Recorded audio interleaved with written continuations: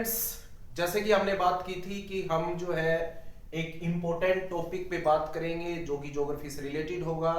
तो इसमें जो आज का टॉपिक है हमारा, वो टॉपिक है एरियल डिफरेंशिएशन का, जिसको हिंदी में जो है हम एक क्षेत्रीय विभिन्नता भी कहते हैं। तो इस टॉपिक पे आज हम बात करेंगे कि एरियल डिफरेंशिएशन क्या होता है। ओके, सबसे पहले इसका कंसेप्ट। इस कंसेप्ट को सर्वप्रथम जो देने वाले विद्वान हैं वो स्ट्रैबो हैं।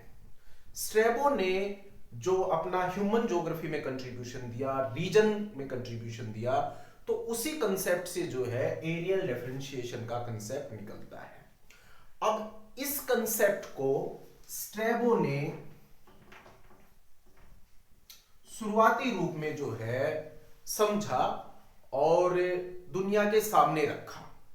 इस कंसेप्ट को और ज्यादा एडवांस करने का जो श्रेय जाता है वो जाता है हेटनर को।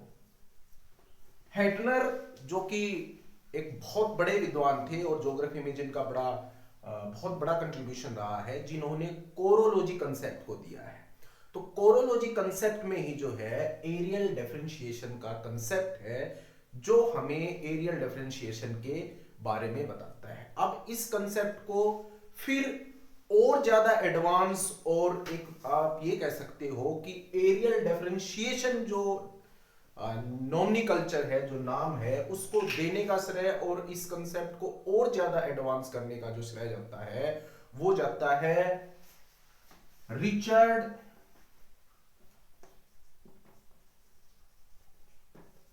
हार्टशॉन को।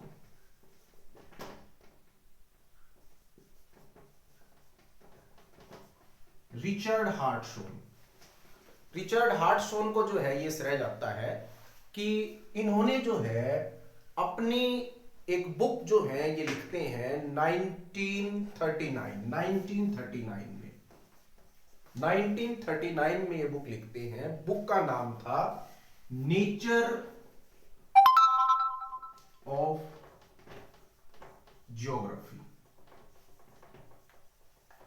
ओके, तो 1939 में नेचर ऑफ ज्योग्राफी ये बुक लिखते हैं, जिसमें ये एक्सप्लेन करते हैं कि किस तरह से ज्योग्राफी जो है वो एक विज्ञान है और एक अलग विषय है।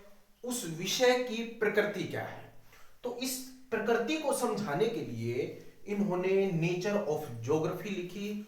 और उस बुक का अगर आप पूरा कंक्लूजन निकालेंगे, एक सार निकालेंगे, तो उसका जो सार था वो था कि ज्योग्राफी जो है एक ऐसा विज्ञान है जो पृथ्वी तल पर पाए जाने वाली भौतिक, सांस्कृतिक, आर्थिक, राजनीतिक और सामाजिक जो विभिन्नता है उसको समझता है। यानी कि पृथ्वी तल पर जो भौतिक और सांस्कृतिक, सामाजिक, आर्थिक जो विभिन्नता पाई जाती है, उस विभिन्नता को समझता है और उस विभिन्नता को वो अक्षेत्रों में बांटता है।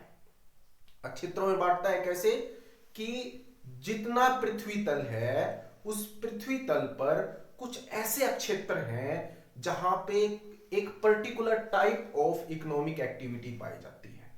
कुछ ऐसे अक्षेत्र हैं जहां पे एक particular type of cultural activity पाई जाती है। कुछ ऐसे क्षेत्र हैं जहां पे जो है एक पर्टिकुलर टाइप ऑफ जो है वो क्लाइमेट पाई जाती है।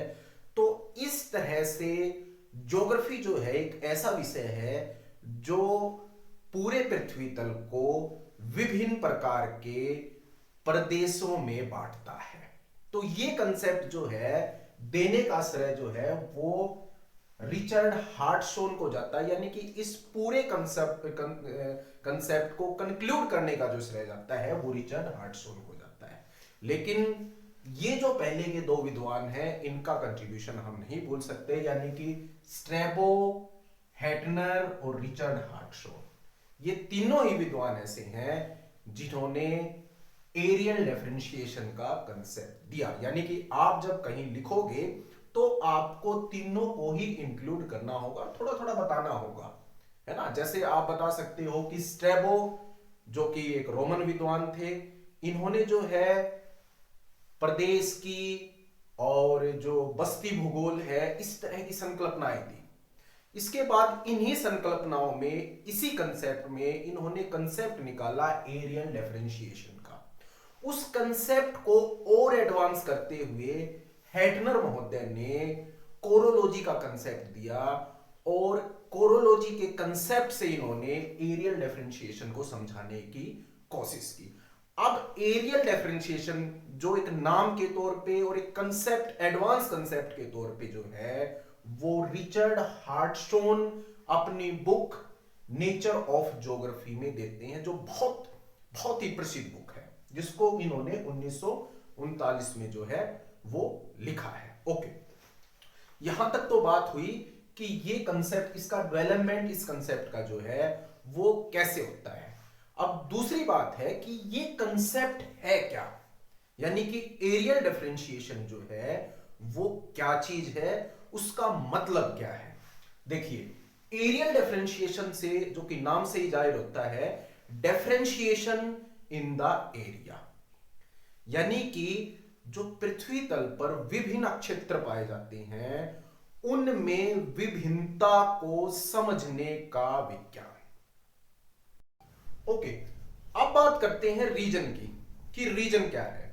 रीजन बेसिकली एक ऐसा फिनोमेना है, एक ऐसा ज्योग्राफिकल फीचर है जिसमें होमोजेनिटी पाई जाती है, ज्यादा से ज्यादा होमोजेनिटी उसके कोर में पाई जाती है, और वो होमोजेनिटी जो है कम होती चली जाती है उसकी किनारों की तरफ, उसकी बाउंड्री की तरफ। यानी कि अगर हम किसी रीजन को, कोई रीजन है, तो उस रीजन में ज्यादा से ज्यादा होमोजेनिटी जो है वो उसके कोर में पाई जाती है, और जैसे ही कोर से हम दूर होते चले जाते हैं, वैसे वैसे जो है होमोजेनिटी कम होती है, और उसके एजेस पे, किनारों पे, बाउंड्री पे जो होमोजेनिटी है या एक रूपता है वो कम होती चली जाती है।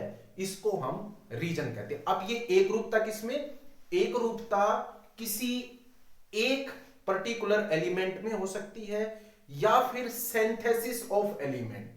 इसका मतलब यह है कि किसी एक तत्व में, जैसे टेम्परेचर है, ये एक रीजन हो सकता है और इस रीजन के कोर में टेम्परेचर एक जैसा हो सकता है, या ये क्लाइमेट, हम एक एलिमेंट क्लाइमेट को ले लें तो यहां पे एक जैसी क्लाइमेट हो सकती है, मानसून टाइप क्लाइमेट हो सकती है, गैंगेटिक जो है क्लाइमेट, दूसरी जो है वो क्लाइमेट, सॉरी, गैंगेटिक और मानसून को मैं ज्यादा डिफरेंशिएशन नहीं करना चाहता हूं।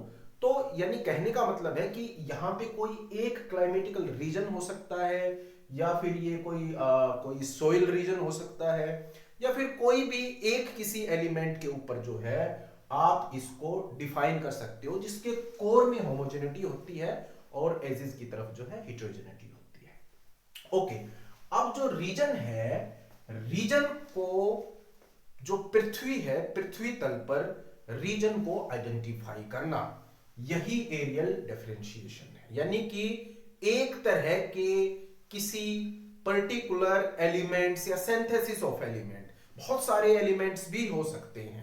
जैसे अगर हम बात करें सिटीज की, तो सिटीज जो है वो सिंथेसिस है जिसमें बहुत सारे एलिमेंट्स है, पॉपुलेशन भी है, लैंड यूज भी है, एडमिनिस्ट्रेशन भी, पॉलिटी भी, इकोनॉमी भी, बहुत सारी चीजें। तो वो बहुत सारे एलिमेंट्स का जो है ना एक ऐसा सिंथेसिस है, एक ऐसा जो है असेंबलेज है जिसको हम नोडल रीजन कहते हैं। तो वो भी एक प्रकार है रीजन का। तो इस तरह से आप समझ सकते हो कि एरियल डिफरेंशिएशन हमें ये बताता है और ये समझने में मदद करता है कि कैसे एक पृथ्वी तल का हिस्सा दूसरे पृथ्वी तल के हिस्से से अलग है। जैसे एग्जांपल के तौर पे आप ये देख सकते हो कि थार डेजर्ट जो है, थार डेजर्ट की अपनी एक यूनिकनेस है,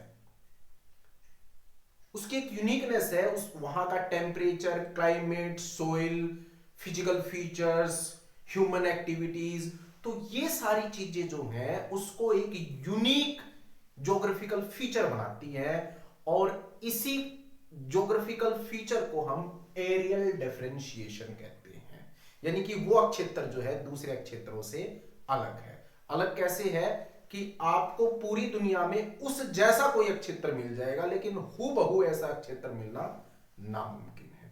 तो इसी को हम एरियल डिफरेंशिएशन कहते हैं, जिसमें एक यूनिकनेस हो, जो एक पर्टिकुलर जो है अपना एक अनूठापन लिए हुए हो, तो इसी को हम जो है रीजन या एरियल डिफरेंशिएशन कहते हैं।